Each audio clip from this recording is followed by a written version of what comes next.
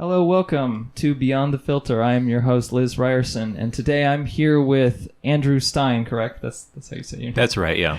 A.k.a. Linguiça, the creator of the website Doomworld, which hosts a bunch of Doom mods. So first, I guess I wanted to ask you, well, first, thank you for being on. I appreciate it. Thank you. I'm glad to be here.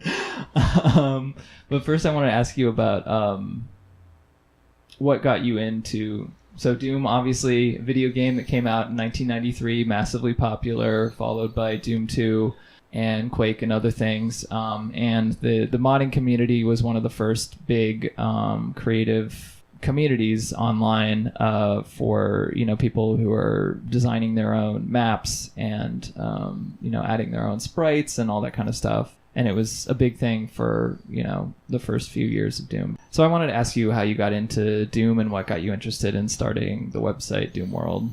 Well, my origin story with Doom is not particularly unusual for the era, I guess, because I was 13 when Doom came out.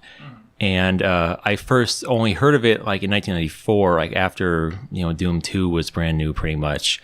And the way I always describe it is like The Onion had a story in one of their like old issues of something like researchers agree that pop culture peaked when you, the reader, were 13 years old, or something like that. And so I always say, like, well, I happened to be like 13 when Doom came out, and so like it was the most natural thing in the world, like at the time, to get like obsessed with it. And I just had the bad luck to choose a game that happened to be one that was going to have like an incredibly long, life online, and a following.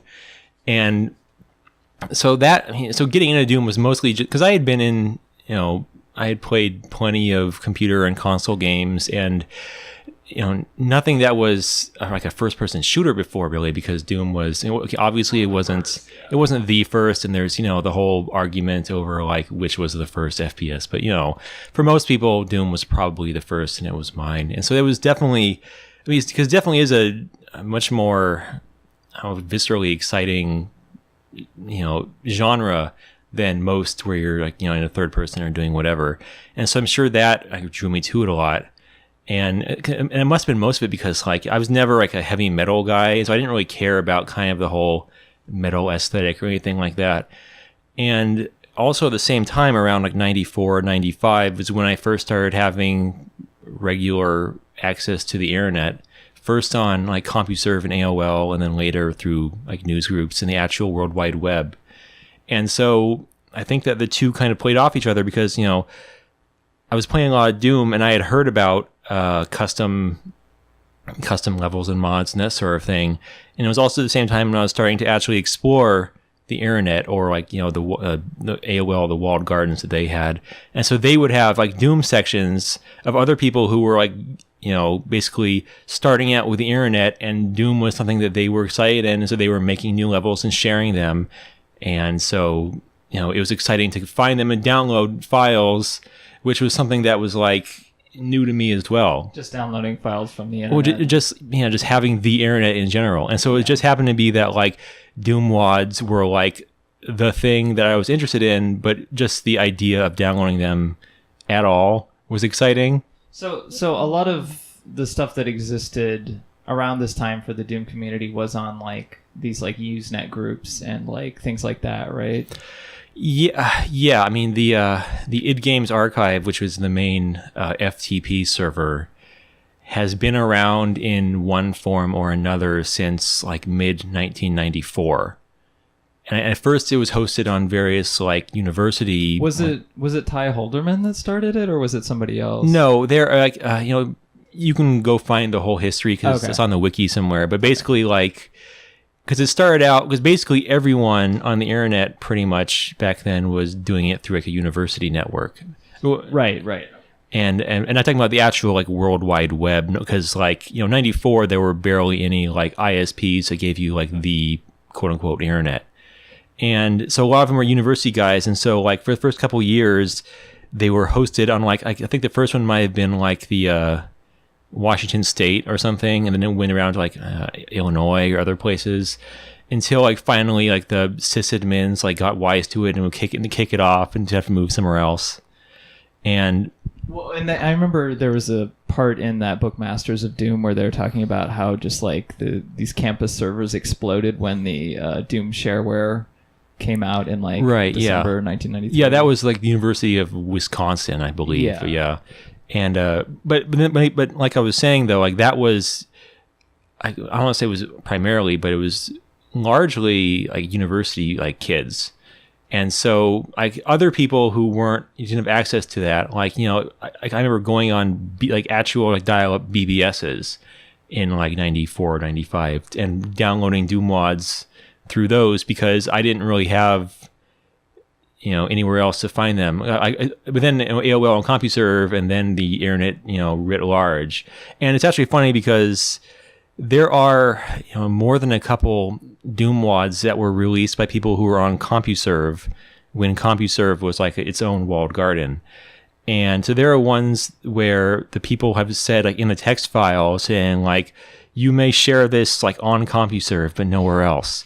And so people are kind of like, well, you know, should we upload these to the id Games database? Because like the text file like says only on CompuServe. I remember one discussion where a guy was saying that he would like register like, you know, like CompuServe.biz and then put them on there because that would be like a loophole. Like, oh, technically it's a CompuServe address, and so that's okay. And I mean, hopefully they just uploaded them anyway at this point. Well, so you're not sure, like some of those might not be on the internet anymore. Well, there was like a few years ago, there was a kind of an archival effort to kind of go through and find kind of like all the old Doom mods that had been uploaded somewhere, but not to like the id Games archive itself, and to like basically re-upload them. And so a lot of the CompuServe files, you know, were among, you know, that. Okay. Well, I think the thing that I wanted to go back to is just why Doom, you know, that a lot of this, why was Doom the sort of source of a lot of this activity? And I don't know, from me explaining this to like a friend who is a speedrunner, you know, that Doom essentially, as far as I'm concerned, invented speedrunning. I don't know of, you know, it existing as a thing before that, but the fact that they was that an added feature where they allowed you to record demos of? Well, I think Doom was probably, you know, because id Games, from what I've learned since then, is that id Games had like a basically demo recording functionality, probably in Wolfenstein, maybe even Commander Keen games. It was just kind of like a thing in the engine that they had for like debugging and stuff. Yeah. And Doom was the first time that they had actually exposed it, like in the final version, as far as I'm aware. Right. Yeah. It seems like they learned from the experience with Commander Keen and Wolfenstein, because I started out doing making levels for Wolfenstein 3D, and one of the big problems with Wolfenstein 3D is all the resource files are in separate files. So, like for example, if you wanted to access the sprites in the game, that would be in one file. If you wanted to access the maps, that would be in another file. So that means that if you're making your own maps, then that's fine. You just replace the map file. But if you wanted to make any changes to the sprites, then you have to replace that file too. And so you can theoretically make like one change to all of those files, and then you have to distribute new files, and that's like violates copyright. And that actually became a problem in the Wolfenstein community. So with Doom, they made it so that everything is in one resource file, and you just sort of patch it on top of, you know, whatever you've added to it is sort of patched on top, and those are what are called PWADs. So that's what people were making. So it's easier to distribute because it's just one file. Of course, Doom didn't come with its own software to make levels, so people had to sort of hack it together. Yeah, they love to claim that it was all on purpose, the third-party WADs and everything, and that they had purposely done all that sort of stuff. But I'm not sure how true that really is, because after the game was released, people almost immediately started like trying to hack on it. And so if you go back and look at like news group postings, which is pretty much the only thing that still exists from that time period that you can find. Like, so people were, so the game came out in like December of 93, like January, February of 94. They're going through all the document, like going through the iWAD file and kind of figuring out what all, like how it worked and what the different like data structures were within it, and figuring out how to like kind of hack on them and like, you know, or like hex edit it to change things to see how it worked, and compiling like quote unquote technical specs that were, as far as I can tell, completely reverse engineered. And then in March or April, the first like level editors started being released. But it wasn't until like May of 94, I think it was, that id Software kind of decided to get on board. And one of the things they did is they passed around basically a legal document that was called like the Doom Editor's License or something like that, to people who were making like DEU, which was the first big level editor. And it was basically like, so it was basically id saying, wait a minute, people are actually going to do this. Like maybe we should have restrictions or a way to kind of keep it in hand.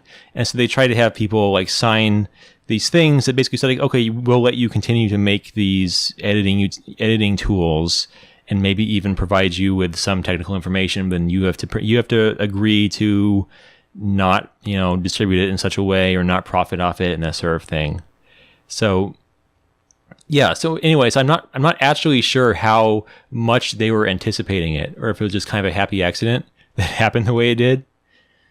And yeah, the game was also massively popular, so right. that contributes to the amount of people wanting to hack it together. And it was very new, like technologically, the sort of combination of different things that, I don't know, I've said this before. This is I guess a sort of a tangential conversation, but I think the thing that I find interesting is like Doom is credited for starting the whole first-person shooter genre, which is, you know, what many people think of today when they think of video games.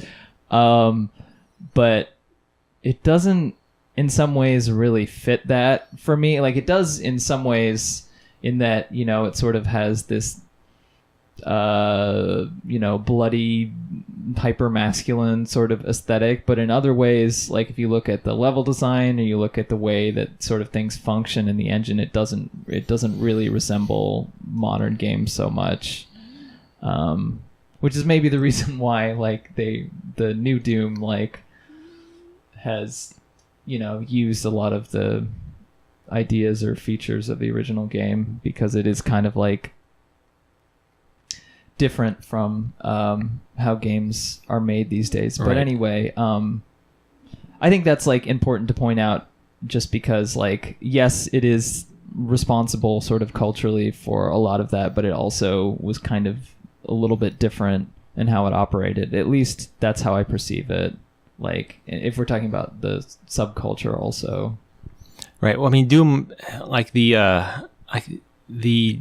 development of it was, I mean, it's been very well documented at this point, like the development, and like we have so many like story, like there's Masters of Doom, of course, but then like Romero and others have kind of a GDC talk that's online that's sort of a post-mortem with John Romero and Tom Hall also. Yeah, so it's kind of amazing because, you know, for most games, you know, it's basically all behind closed doors, and you only ever see the final product. But with Doom, we have 4 or 5 alphas and betas, and we have all, like, you know, like art assets and levels that they didn't use, and like all these stories about development and stuff. And so it's very clear that like the original game was, you know, massively different from what the final, you know, product was. And so it's, you know, kind of just amazing to see it kind of go through the progression. If you go through like this, you know, versions 0.2 and 0.3 and 0.4, and to see like you can basically see like things changing, and they're like abandoning things that aren't working, and you know, and so we know that it was supposed to originally be kind of a open world-ish, more of a kind of a straight up kind of sci-fi plot-driven game. Yeah, it like honestly, some of the old stuff that Tom Hall, who was the original lead designer on the project, some of the stuff that he was working on reminds me of some of the stuff that ended up kind of getting into games like Half-Life, where it kind of had some basic scripted events, and like, you know, you moved around this base, and, you know, right. I'd noticed some similarity there. Yeah, I mean, obviously we'll never know how, Tom Hall's Doom as opposed to John Romero's Doom would have turned out. But I think it would have been, a very different game from what the final product was. But to tie that in just to the third, the user community of making PWADs, I think that actually helped make it a better game for editing, because it meant that for instance, the art assets, they have a lot of different kinds of materials and textures in there. Because if it was just a sci-fi moon-based game, you wouldn't have had wood and stone and that sort of thing. But as they kind of progressed to just kind of throwing in the kitchen sink and changing all the stuff, so you end up with a game that has kind of, you have all the Doom monsters, those are always the same, but you can make a level that's Adobe and wood and very low tech, and you can make one that's all gleaming metal and flashing lights. Well, it's the basis for almost a whole tool set or something. Right, which wasn't intentional, I don't think, but it does speak to the way that they develop, they designed the maps, and that the artist did a bunch of art, and then the map designers just decided wherever the hell they were going to put it, which resulted in some very strange combinations of things. But also, I guess that is part of the Doom aesthetic too. Part of the charm, yeah. Yeah. Mm-hmm.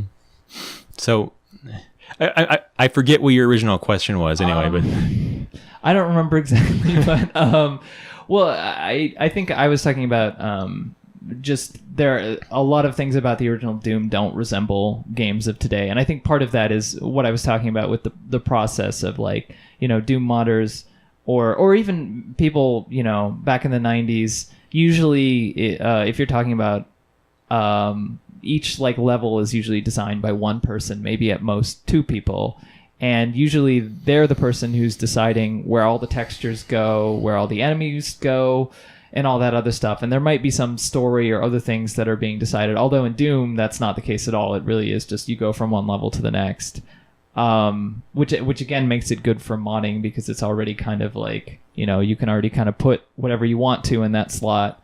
But that means that today, once engines started getting more complicated, they needed, usually what they do today, what the practice is today is they do this thing called white boxing, where they sort of make basic models of the level, and that's sort of what the level designer does, and then the environment artist comes in and does multiple layers of things, and all the specialist artists come in and tweak all those things. So there's a lot of different iterations, but it means that you don't maybe get some of the immediacy or some of the quirks or whatever in design that you get in a lot of these older Doom maps, especially PWADs, because it was just so much easier to make stuff. And I think that is a big reason why the Doom community is still active today, because it's ostensibly a first-person shooter, but it is much different from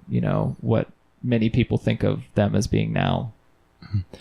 Yeah, I mean, I can't speak to the modern development as much, but I do think it is true probably then almost any modern game you play that, has gone through, a dozen people in the process from, the initial white boxing to the final product. And so, I don't want to say that all the personality gets sanded off, but it makes it much more difficult for a person's individual style to shine through, as opposed to kind of what the design document is telling you to do or whatever.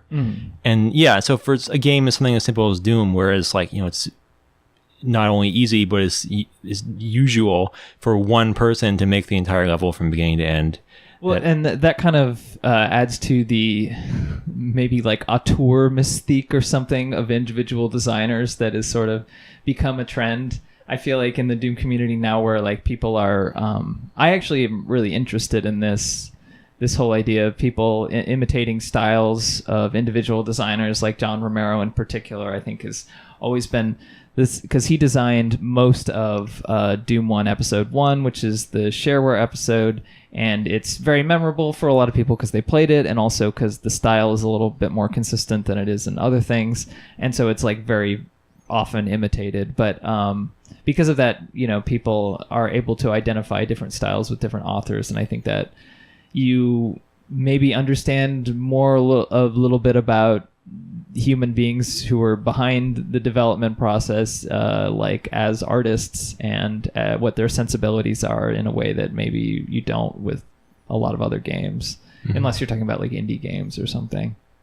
Yeah, I mean, I think all that's fair. And I mean, I think that's probably, to some extent at least, a reason of why people would continue to make maps, and especially like make like really big elaborate maps, is because you say like the auteur, it's like their calling card or whatever. Well, I mean, you say like the auteur mystique or whatever, but but people like to have their name put to something that's good, and for a lot of like especially games nowadays, like it's so difficult to make an entire product by yourself. And so if you want to have something be your calling card, and you can make something like a Doom map, which you can still put dozens or hundreds of hours into one if you like really want to make it big and elaborate. But at the end of the day, it's you've made the whole thing, and if people like it, and if people want to imitate its style, like that they're imitating what you made. And so I think that's a powerful draw for a lot of people. Definitely. I mean, that's still something that makes it a lot different for. I think the other reason why I can talk about this later, but the other reason why I've sort of come back to Doom modding after following it for a long time is just that it is very different. The sort of level design centric kind of atmosphere or community is a little bit different from a lot of independent games, which are centered around, I think, more like larger scale changes, or like there are a lot of roguelikes and things like that are very kind of like overarching design ideas, whereas Doom is like kind of you design level per level, and you sort of control everything in the midst of that level, work with what you have, which I like that sensibility. Maybe it's a slightly more like, I don't know, I'm not going to say punk or whatever, because that's not a great way to describe it, but anyway, so I wanted to get back to so when you got into Doom modding, there wasn't so much of a community anymore. So what led you to start the website Doomworld? Okay, so when I started doing online Doom stuff, like my first forays were onto the.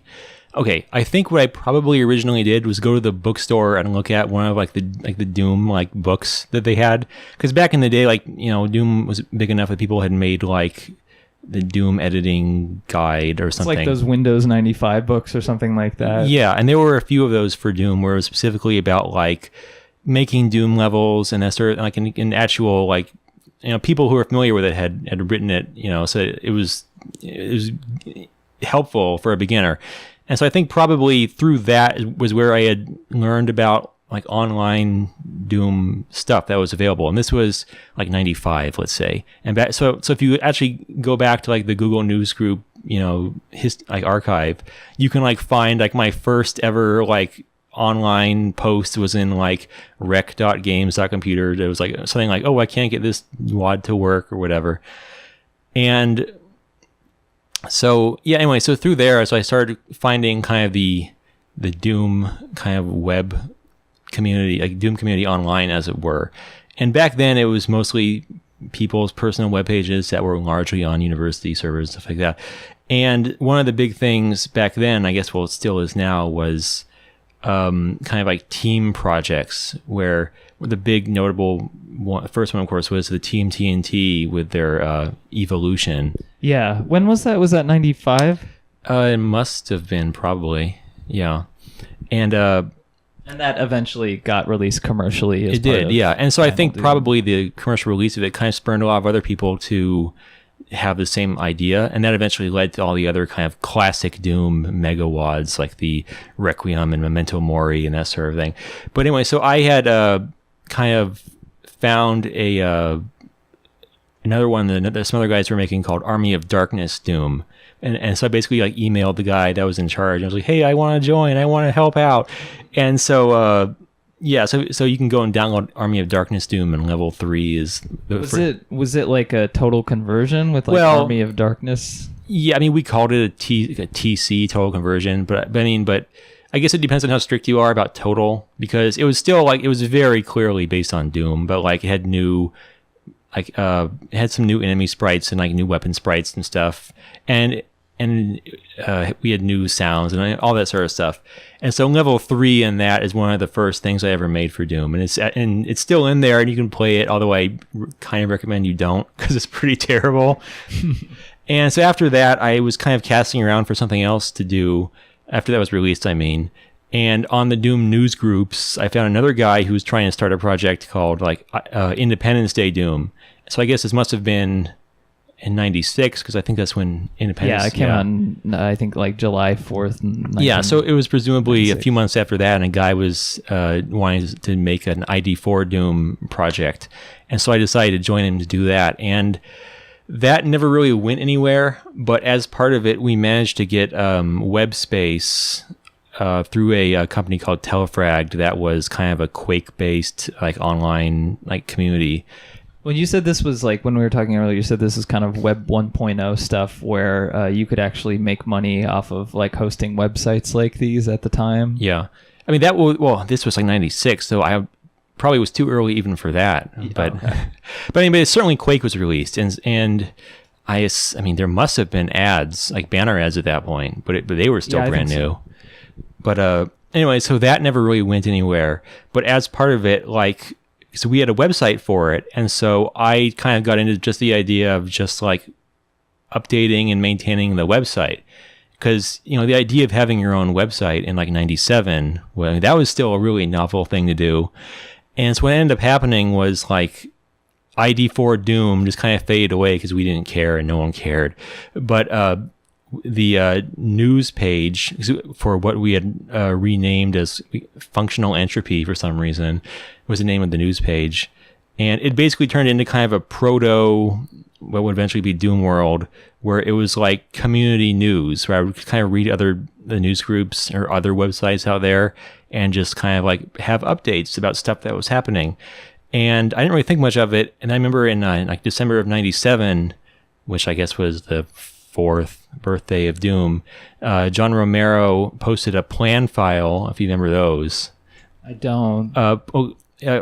Carmack's plan file was the most famous, but it was basically like, well, okay, it was kind of a proto blog Twitter type thing, because back on like on Unix, like Linux systems, there's this thing called I guess called .plan, and you can like write stuff in it, and then other people on the network can like query your plan, like they can finger your plan file and then like see what you wrote in it. So it was kind of like a proto way of like announcing what you were doing for the world to see.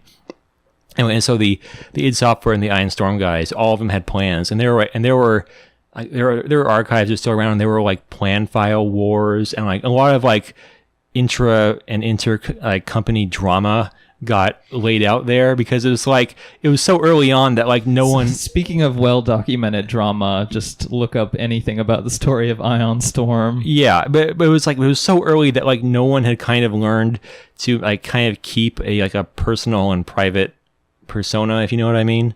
And so it was just everything was just what you were doing, and you just put it out there because, why not?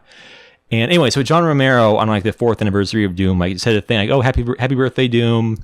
Said a few things about it, and he's like, "Oh, and here's some sites that I like to read," and one of them was the Functional Entropy that I was running. So it was like my first brush with greatness that Romero mentioned my website in his plan file. And so then soon after that was the source code released, which was the single biggest event in Do you know what prompted John Carmack to release the source code? Yeah, I actually do, pretty much. It was, what had happened was a guy named Byrne. Okay, his initials are BK. I'm not going to try to pronounce his name because I would botch it.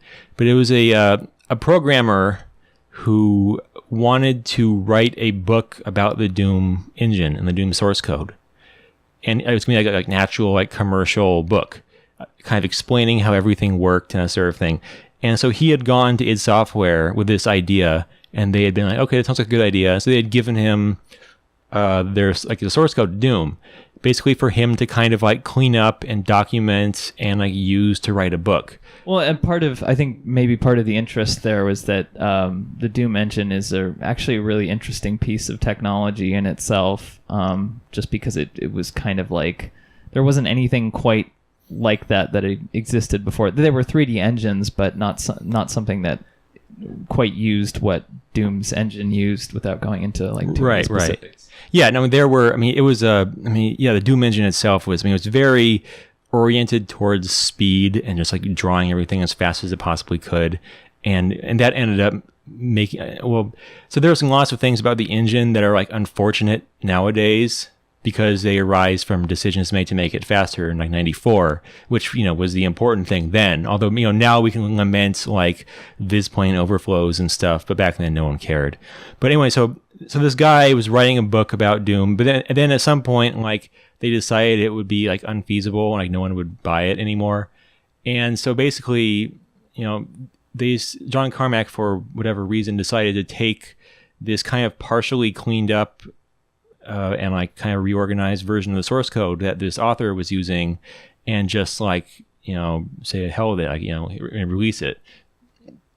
And so it was, which was great for us, but it also meant that we had to kind of reverse engineer a lot of stuff ourselves before it was useful, because the version that he was working on had been the Linux version, which was derived from the original DOS code. And part of the problem was that all the sound driver, the sound code in Doom was written by a third party. It was like a commercial sound library, and so that had to be torn out, and so it had no sound, and it only ran on Linux. It was like the Muse sound format or something like that. Well, that was.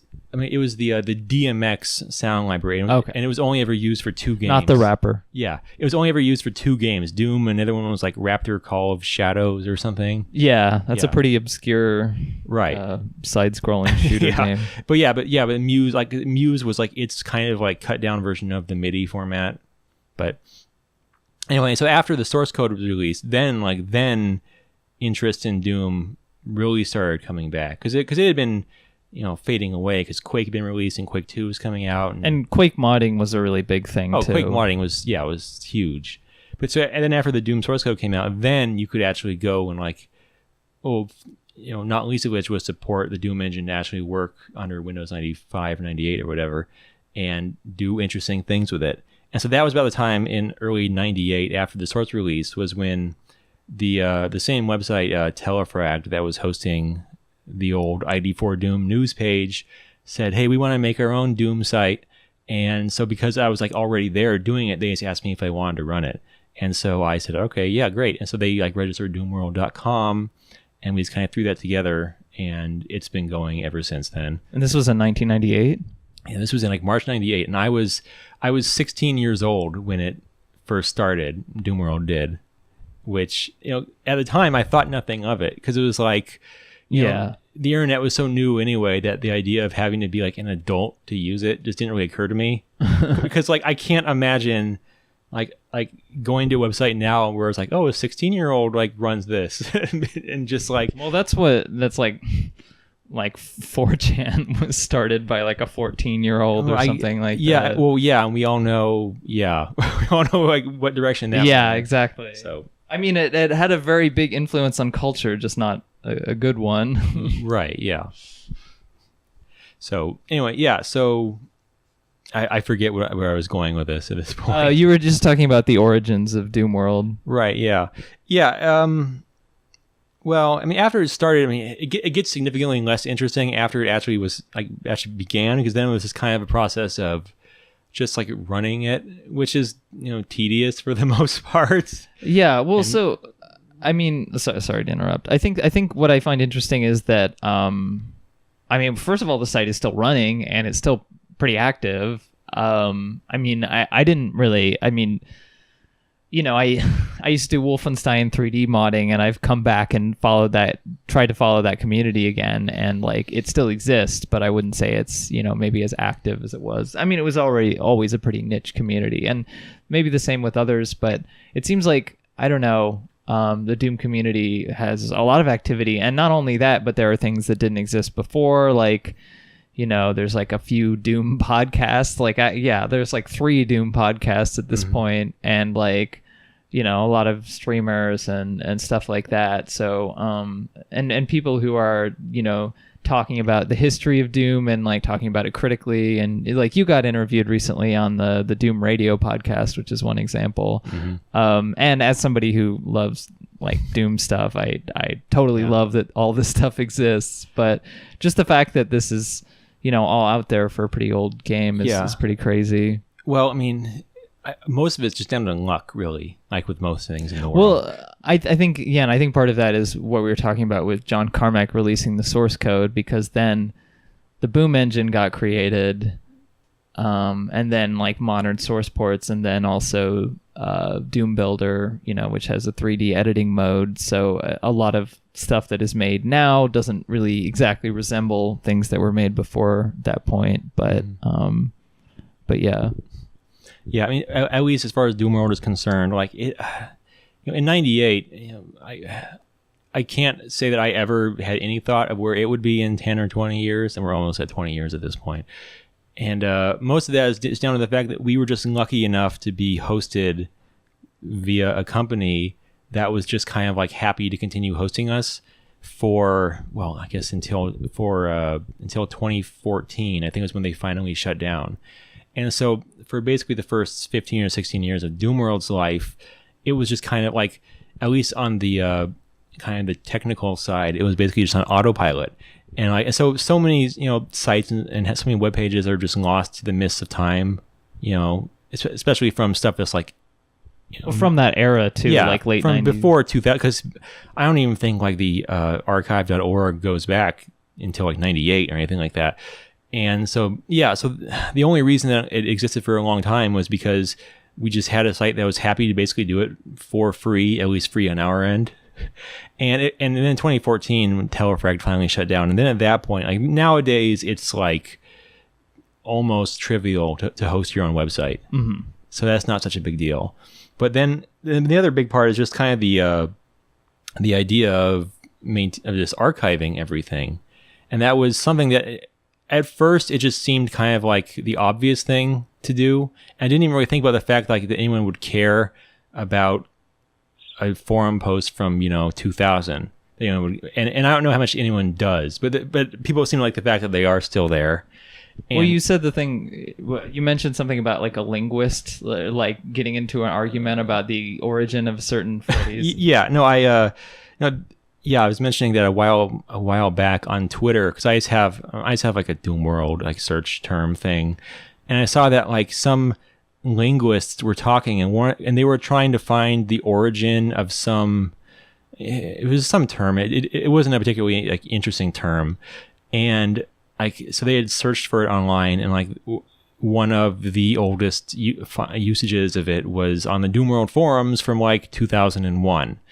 And the linguist had like linked it and been like, oh, well, this claims it was from 2001, but and I got the impression that like they were skeptical that like it would still be online after like 15 years, which is maybe think like, like how rare is that to have, an archive going back, well over a decade. I mean, it seems very rare. I think part of it is like, when there's no commercial incentive to preserve something, companies are not going to. But if there's somebody who's like a hobbyist or something running something, I mean, like the id Games archive was run by Ty Halderman for a long time, right? Yeah. Until he passed away a few years ago. Well, like, and it makes me think of the Wolfenstein 3D website that literally this was again like 1998 or something. I found this page called Mr. Lowe's Wolfenstein 3D page. It is still on the internet, and it still looks exactly the same as it did then. Yeah. And I don't know how old this guy is. Probably in his 60s now or something, because he was already kind of old at that point. But like, it's preserved. All the links are working. Like, and it looks exactly the same because of one guy, basically. Right. Yeah. I always love seeing like those super old websites that are actually still online nowadays. There's a few related to Doom, like, and there was actually one, because I'd always used to say that one of the first things that got me into like Doom on the web was this GeoCities page called like Mr. Doom's website or something. and it was just like a big sprawling site with like, and it had like the animated backgrounds that flashed and like anyway, and so I assumed it was gone forever, and then just like recently I just kind of Googled it for no reason, and I found that the guy had, I guess, saved an archive, and he had put like the whole thing back up on like his own, his own server. So that was one of those situations where, I assumed it was lost forever, but I guess he liked it enough that when he had the opportunity later on, he could just restore it all back to being online. Yeah, I mean, I don't know. I think it's really fascinating just because when we're talking about like larger cultural conversations, I mean, the web, things that are being made on the web have an increasingly larger role in just like cultural, societal conversations or whatever, and I think it's a lot of this stuff because, like a lot of things like Doom mods are things that people make. They're in high school or they're in, college or whatever. And it's just something you do for fun. You don't really think about it being artistic or creative. Like I took it seriously, in that I really liked it and wanted to do it, but I didn't think of it as being like, art or anything like that, but I think it's interesting for me just because it's different sort of dynamics in these communities than on other places, and I think there are like some things about these communities that are very sort of interesting and unique, I guess, in how they operate and how they function, and Doomworld is part of that, and the fact that has been preserved to some extent, like there's still a lot of that, I think is what I find so interesting about it, because there's like a shared language or vocabulary or something that people in the Doom community are talking about when they're like referencing certain WADs or whatever, and I don't know, I just find that interesting, I guess, how it will, because it's also like I don't get a sense that most people in the Doom community who are making stuff, maybe they're making it to impress other people in the community, but they're not trying to like, make that their brand or whatever, like, or at least most people. And it seems like most people are just motivated by a desire to do stuff because they like to do it. Well, yeah, I mean, for anything you're making for Doom in 2017, yeah, it's going to be because you want to do it. There's not much profit motive in it nowadays. But I mean, people making it their brand. I mean, people have personal styles, certainly. Yeah, but I'm talking about like,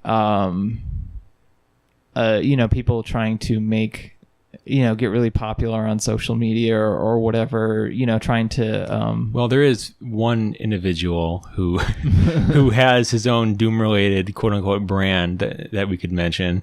I'm thinking of Sergeant Mark IV of the. I don't know who that is. Well, you know what Brutal Doom is, right? Oh, yes. Yeah, that guy. Okay. No, so I mean, I would say, because he has a Patreon and he, Well, I guess JP LeBreton sort of, but he's also worked in the industry doing other stuff. But the Brutal Doom guy has a Patreon that's specifically for making Brutal Doom. I see. Okay. And his like Twitter is called like Brutal Doom guy. But he's not very. People will just say that people have mixed opinions about him and Brutal Doom within the Doom community. Yeah, I mean, I don't want to get into a whole discussion of it, but so it's not unheard of, but it's pretty uncommon to make that your quote unquote brand. Yeah, that's what I mean.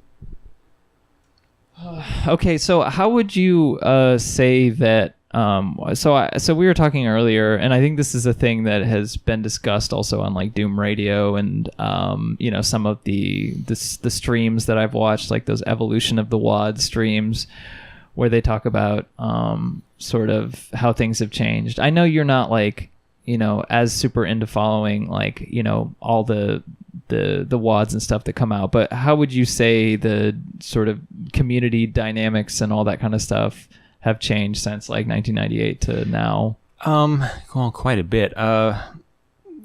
98, back then it was, okay, in the beginning, it was mostly just people kind of making a level because they wanted to, and then they just upload it, and that was the end of it.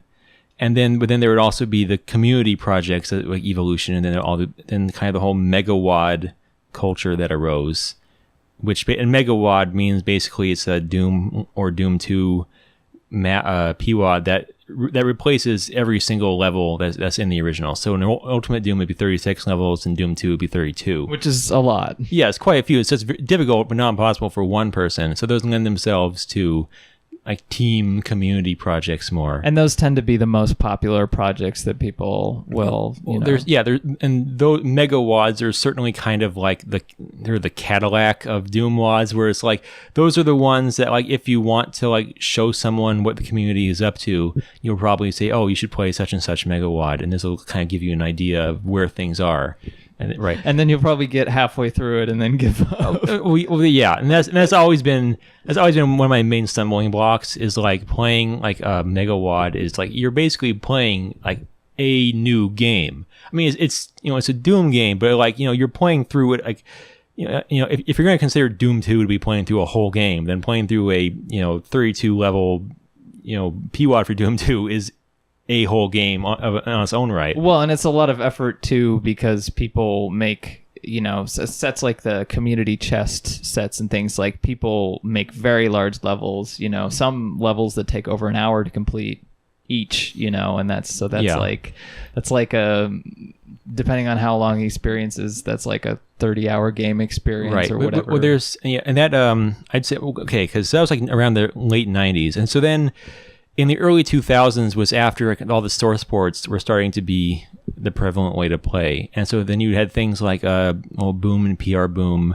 which added features, but they were kind of, they were basically the same gameplay experience. And then you had things like Z-Doom, which added more in the way of scripting and like, scripting primarily, where you could actually like code your own scenarios and rules and like have like no in-game cutscenes. When did Z-Doom start existing? Well, it started existing in like '98. So it was. I mean, it started around the time that the source code was also. Released. It was a very early source port, but it took a long time for it to accumulate all the features that it has. But Z-Doom today, or I guess I should say GZ-Doom, because Z-Doom has since been discontinued, but it's basically the primary source port for Doom, and it has all the hardware acceleration and all these scripting features and online netcode and all that sort of stuff. But in the early 2000s, people were using it to experiment, with making more elaborate Doom maps and more plot-driven Doom maps. And those, for the most part, don't hold up at all, because it turns out that most people, if you give them like all the tools to be their own like narrative game designer, they're not particularly good at it. Well, and I mean, a lot of the features are sort of hacked together in Doom also. Right.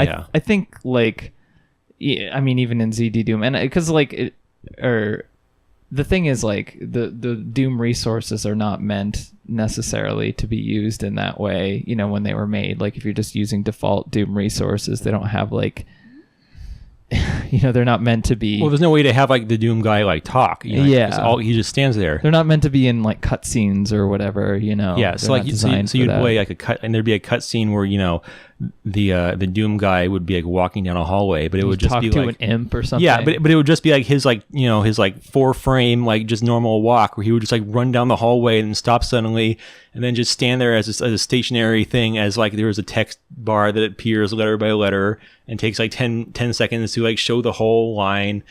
Just like they all would just drag on and just. I think a lot of them were like very community meme oriented too. Like I guess it's a kind of a cool time capsule, like not as like not as like a pleasant experience, but just to like see these like weird I mean jokes and memes. I don't know if they primarily were. I mean, the ones that are referenced nowadays, a lot of them, because they're the ones that perhaps have a little relevance now because they were related to the culture back then. Okay. And because I'm thinking of like Mach 2 the speed of stupid or something. I guess that's like and there were like a couple of Doomworld forums, Z-Doom mods.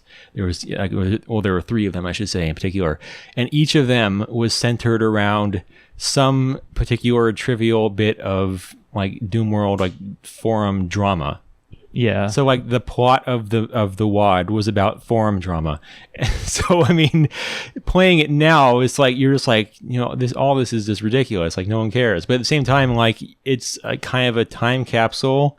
I mean, it's kind of interesting. Like if you look at it very much outside of any, you know, like you're not playing it to be like satisfied or whatever. You're just playing it because you're like, what is this? You right. know, it's kind of like an archaeological thing or something. Right. Well, it was sort of like, well, I've read that Deus Ex, one of the most popular.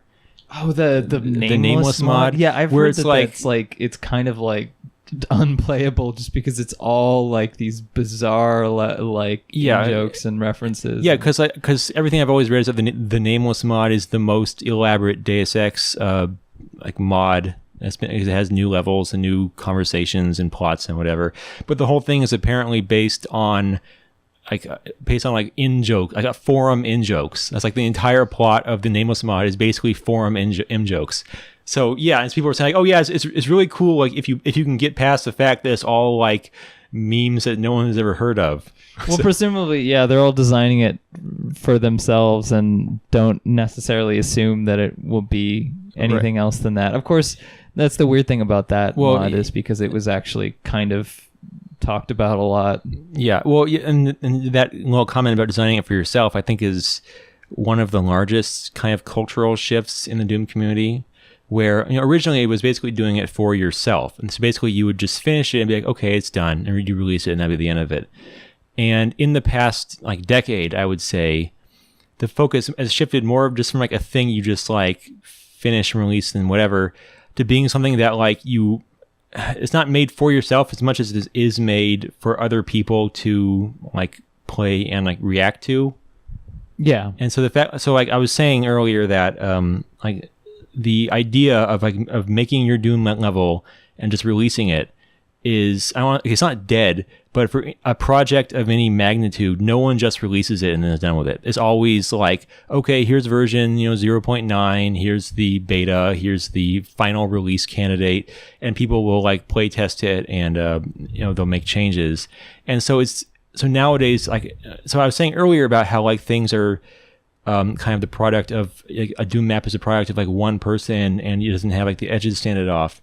And so actually to an extent that's changed a bit because now with all the there's a kind of a whole idea of play testing and updating with new versions.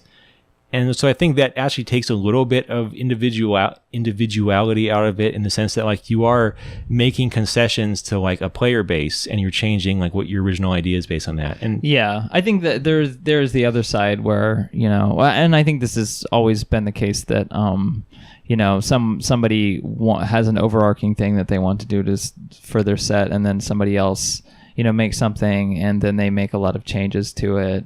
After like they add another section to the level or something, or because they don't feel like the level is up to snuff and they want to I feel like that happened before, but I feel like I do see more of that stuff happening now, especially with the bigger name sets. Yeah, I mean, and that's always been the most compelling Doom content to me has always been stuff that's by one person, I should say, because I mean, okay, there's a lot of Doom maps. I mean, actually, now that I should mention that JP has been working on an update because he has like a random. Is it the WAD bot thing? Yeah, like a WAD a day or whatever it's called. Yeah. And he's been working on a kind of a 3.0 where he downloaded the entire games archive and he's just going to have like a local copy and to pull from. And as part of it, he wrote a script to like basically go through and count how many like maps are in each WAD. Because like the way it worked was it would just download a random WAD and then pick a random level. Yeah. And so like a mega WAD, if a mega WAD has 32 levels, it didn't have like 32 times the chance of being picked as just a single level thing. And so he's doing a thing where he counted, how many maps there were total.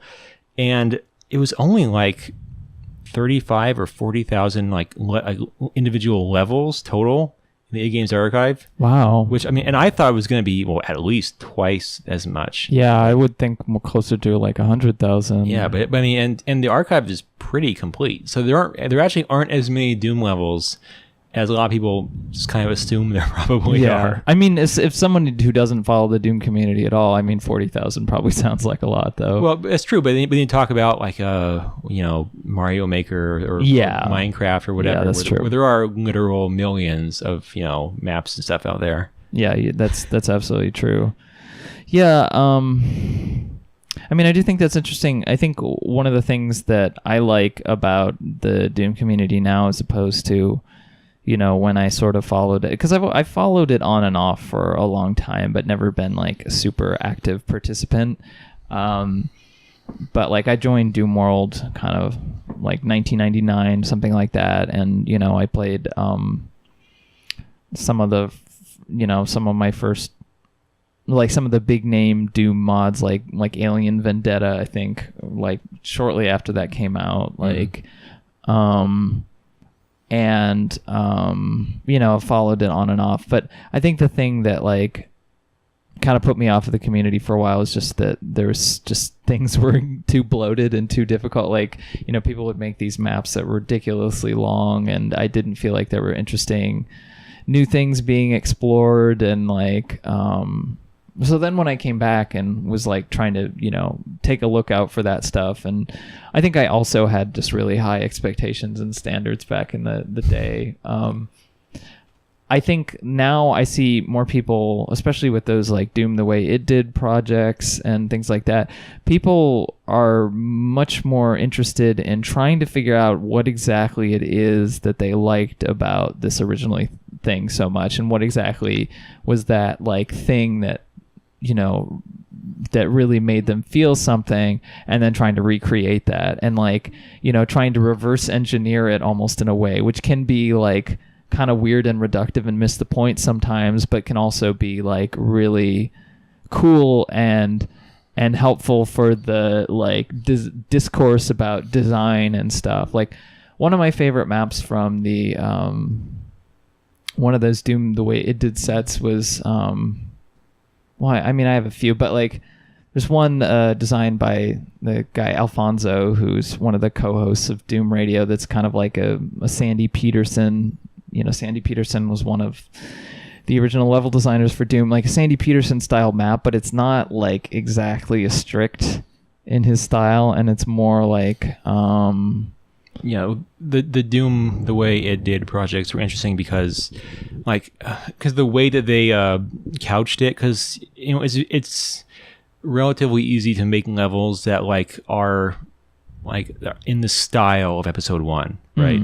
Okay, so you kind of use the same textures and whatever. Yeah. I remember that the Doom the Way It Did projects, like they were careful that it wasn't aping style and they weren't aping the levels. It was like they were trying to deconstruct it to kind of have the same mindset that the developers had, and then make like entirely new levels that weren't based on anything, but in what they thought was the same mindset as the original. Yeah, I mean, just the fact that people are trying to do that and take that very seriously now, I feel like strikes me as a huge difference between how things were. No, I mean, definitely. I mean, I think that's just kind of an outcropping of the fact that just kind of the theory of games in general is, 10 years ago, talking about game design was a much more. It was more difficult 10 years ago to get people interested in talking about game design than it is like nowadays. Now there are YouTubers who talk about game design and have like 1 million views on their videos. Yeah, exactly. And so I honestly think it's just kind of more of a. I think it's the fact that people think about it and know about it. 'Cause like, for instance, like, when Doom 3 came out, like it was. Okay, so obviously you think they would have been like, okay, let's recreate what made like Doom and Doom 2 cool and interesting and like popular. But Doom 3 was like a completely different sort of game where it was very heavy on kind of the jump scares and like the shadows and stuff. I think at that time it wasn't in vogue to imitate the more retro style yet. Right. So my point is just that, like, 'cause I don't think that people kind of had the game design like vocabulary, or even the I don't even think they even considered it as like a thing that you could do to like deconstruct a game's gameplay and then like figure out what the key elements were and like kind of like put them back together in something new. I definitely I don't think so either. Yeah, and so I mean, so for instance, like Doom 2016 obviously did a much better job of like capturing many of the gameplay elements that made the originals great that Doom 3 kind of failed to get the point of. And I think the same thing has happened in Doom mapping in particular, where in the past, let's say decade, people have become more attuned to the idea of like the importance of gameplay and having like the scenarios and the flow and like all that sort of thing. Like a term like flow is a term that I hear a lot in, like I mentioned this is the kind of term that you'd expect to hear like going to the like level design workshop at GDC or whatever like that. And so it's the fact that it's kind of been picked up by a lot of other people. It's kind of interesting to me. I don't always agree with it. In fact, oftentimes I disagree with sort of conventional wisdom about level design, but the fact that people are engaging with it at this critical level in this community, that no one's doing it for any commercial reason. They're not doing it to have like, you know, a great commercial product. They're doing it because they want to do it and they want to understand that. And I think there is something really cool about that. Yeah, I agree. I think that it's kind of the game designer like atmosphere online is a lot more. There's a lot more to it than there used to be. And so if you're making levels for Doom and you're interested in like level design, you're probably interested in game design in general.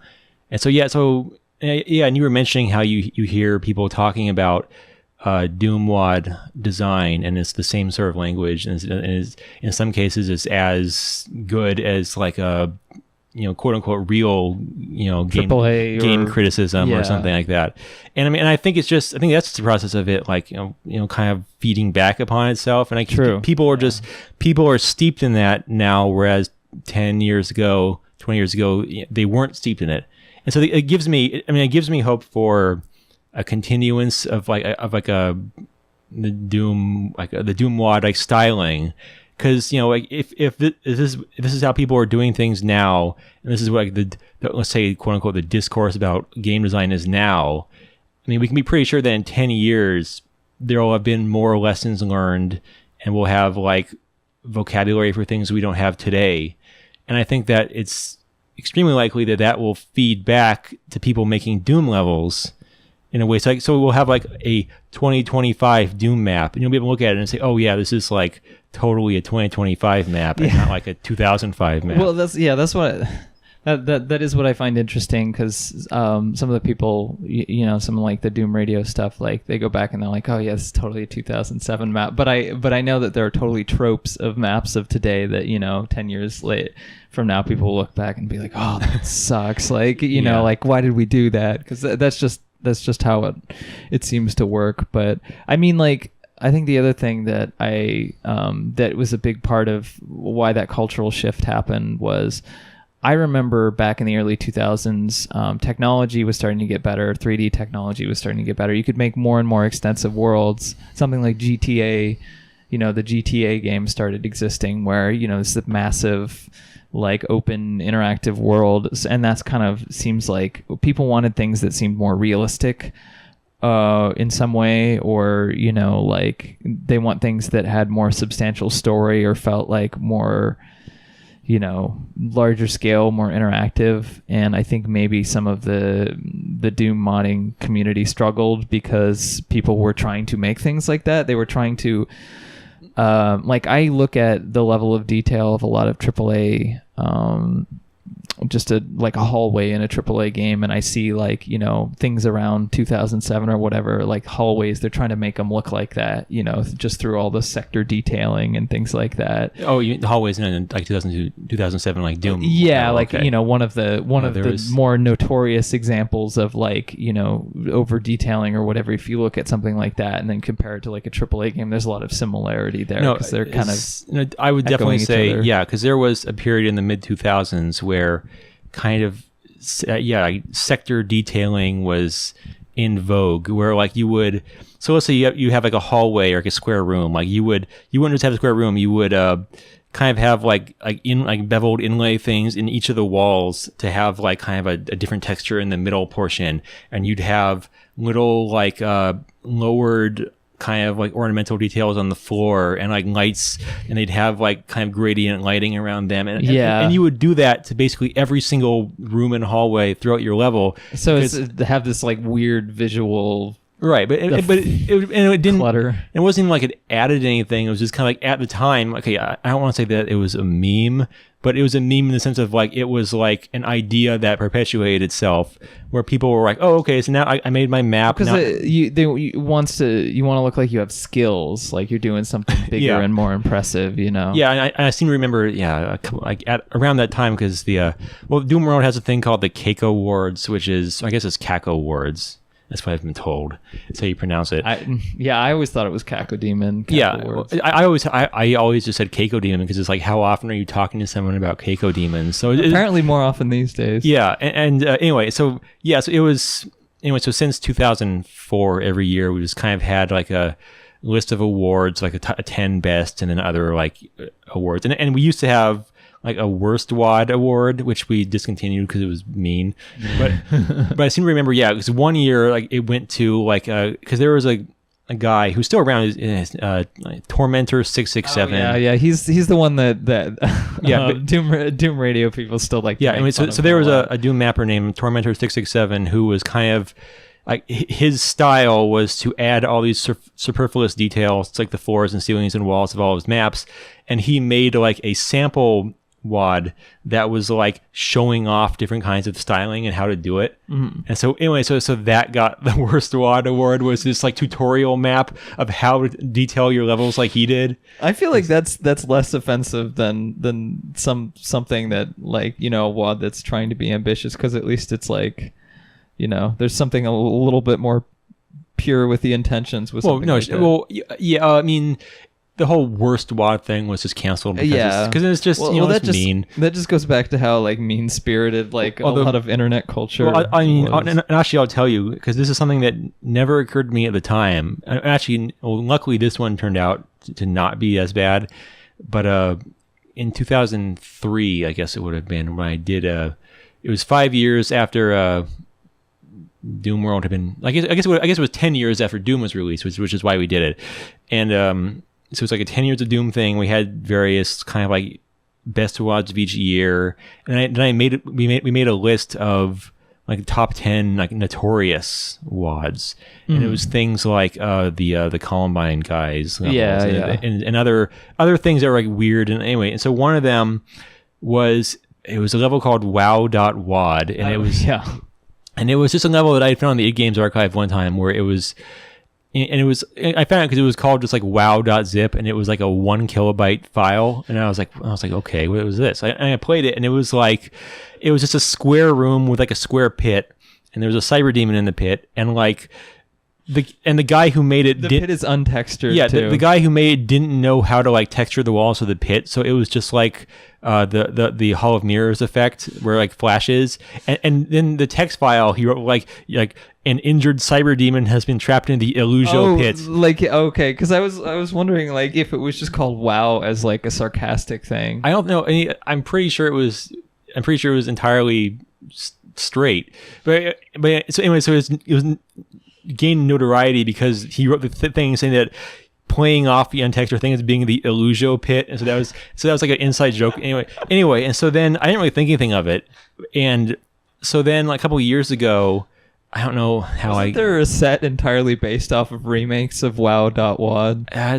It's likely. I'm not sure offhand. But a few years ago, somehow I came across a blog of this guy, who's in his 20s, early 30s or something, called, I think his name is Paul Thrussell.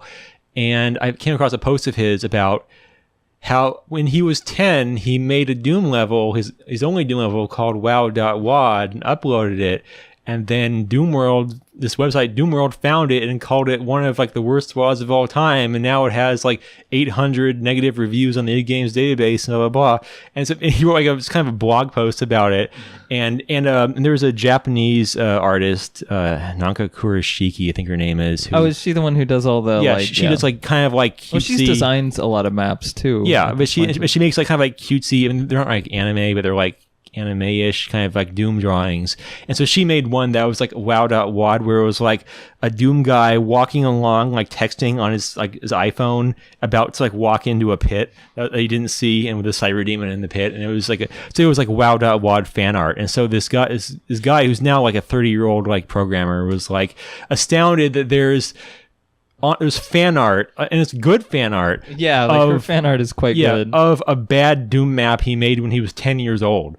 So it's just like the kind of this weird. That's definitely the meme culture, though. But yeah, but it was only brought about because these things happen to be preserved online for all this time, and someone 15 years later could come across it again and decide to make fan art of this thing that the original guy had forgotten about, and then and then it makes its way back to him. It reminds anyway. So I really liked it when that happened, even though I was.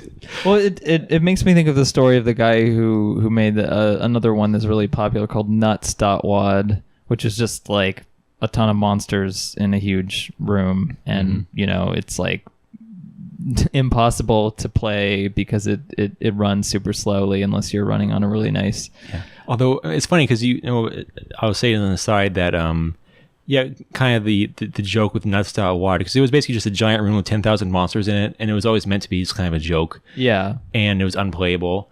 And I mean, nowadays, like any decently modern computer can play it at like 60 frames per second is perfectly fine. Yeah, that's true. Which is, but like people will play it sincerely now. There are some people at least, but the thing is, like, that guy did it only to test like the database so that he could release his other WAD, which is Equinox, which is actually quite good. Like, it's quite good, but ironically, Nuts is the one he's better known for. Yeah, but like a lot of people don't remember Equinox, which is pretty sad. Like, and there's this post on his website with him saying that he was like, "This is the thing I put so much work into," and and it is one of the more memorable Doom WADs from that era, especially, but Nuts.wad is way more popular, which is kind of sad, but that's kind of how the internet content stuff works oftentimes. I mean, you just have to kind of hit the right vein or something. I mean, it's just you never can tell. Like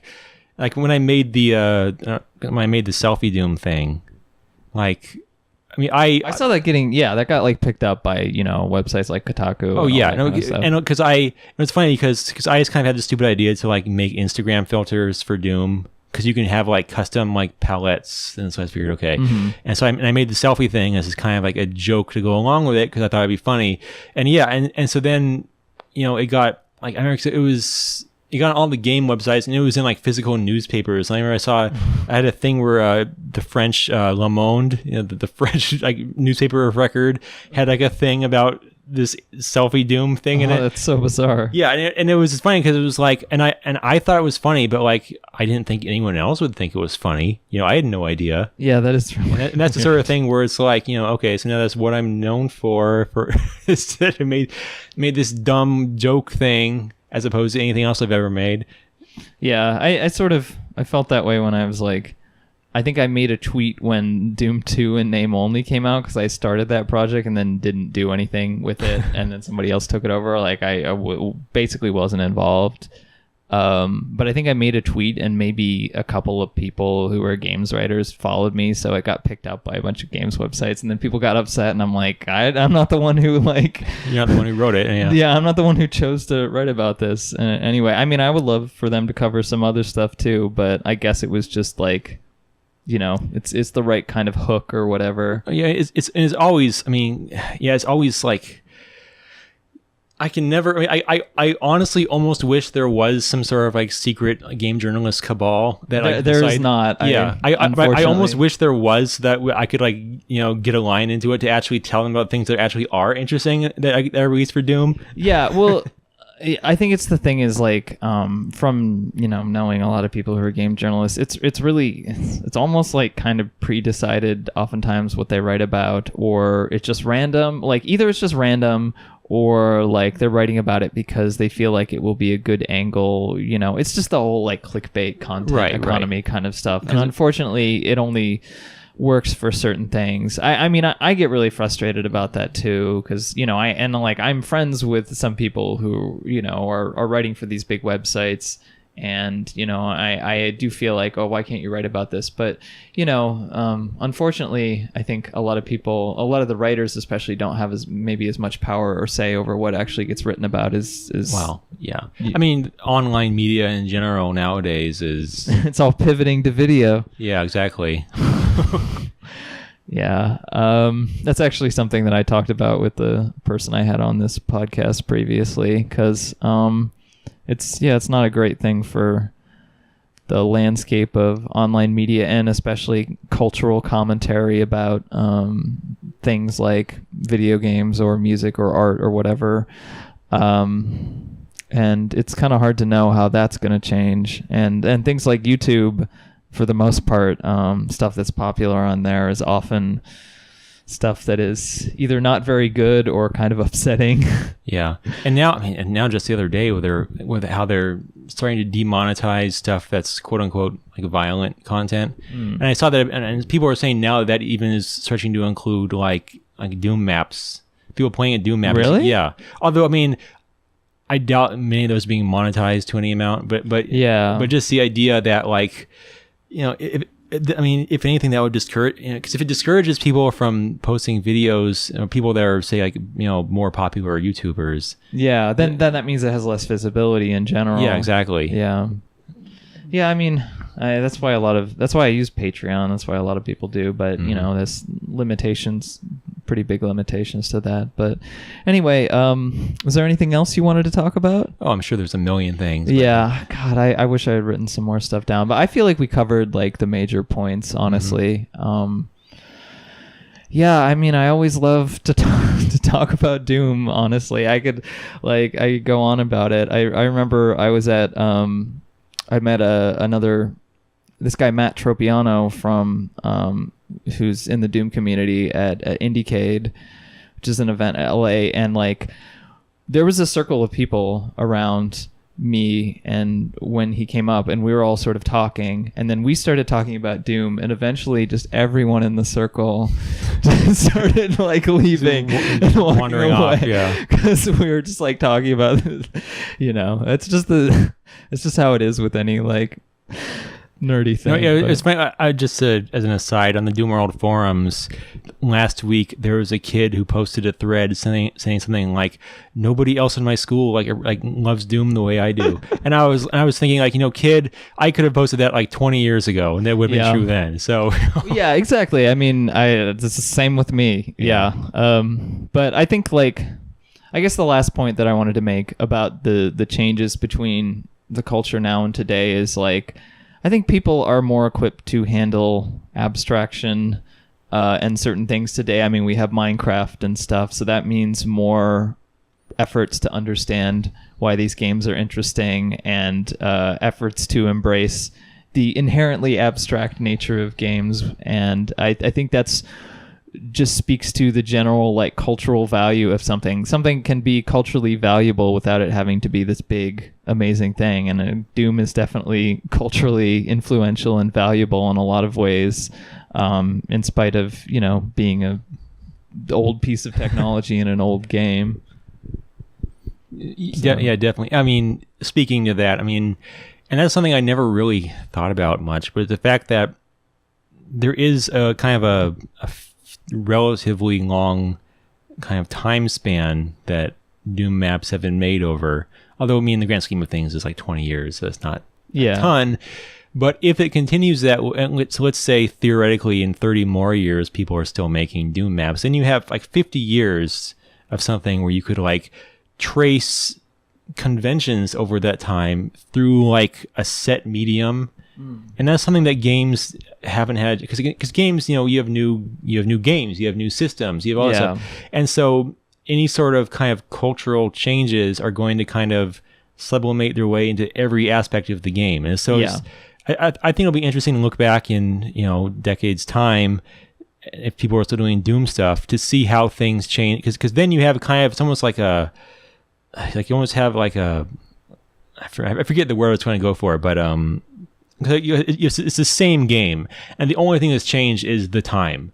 Mm-hmm. And so if you can go back and see changes over time in the same thing, then it's like that's more of a historical factor that games in general have yet to be able to really have, just due to the relative, how new the medium is. Well, yeah, and it's always the thing with like art that is popular and influential, that different sort of cultural movements see different things in it. So maybe somebody sees like the violence and the quickness or whatever, the gameplay of Doom, as the elegance of it, as as that's the thing that they really like about it. That's the essential thing. Maybe another people see it as the sort of weird combination of different styles and ideas and the sort of like bizarre metaphysical, I don't even know, like the stuff with like the teleporters. Or maybe another culture sees like the metal imagery and like, that kind of aesthetic. And so I think like, the things that themselves don't change, but the way that we look at them changes, and it will change. So it will be exciting to see what happens in 20 years or 30 years, and hopefully it'll still be around. But I have more faith that Doom will still be around than Twitter will still be around. Yeah, I mean, if I have anything to say about it, it will be. So Excellent. Well, thank you so much for coming on, and I really appreciate it. You're welcome. And this has been a lot of fun. So I've been talking to Andrew Stine, aka Linguiça, the founder of Doomworld. If you like this podcast, subscribe to me on Patreon, etc., etc. But okay, thanks for tuning in.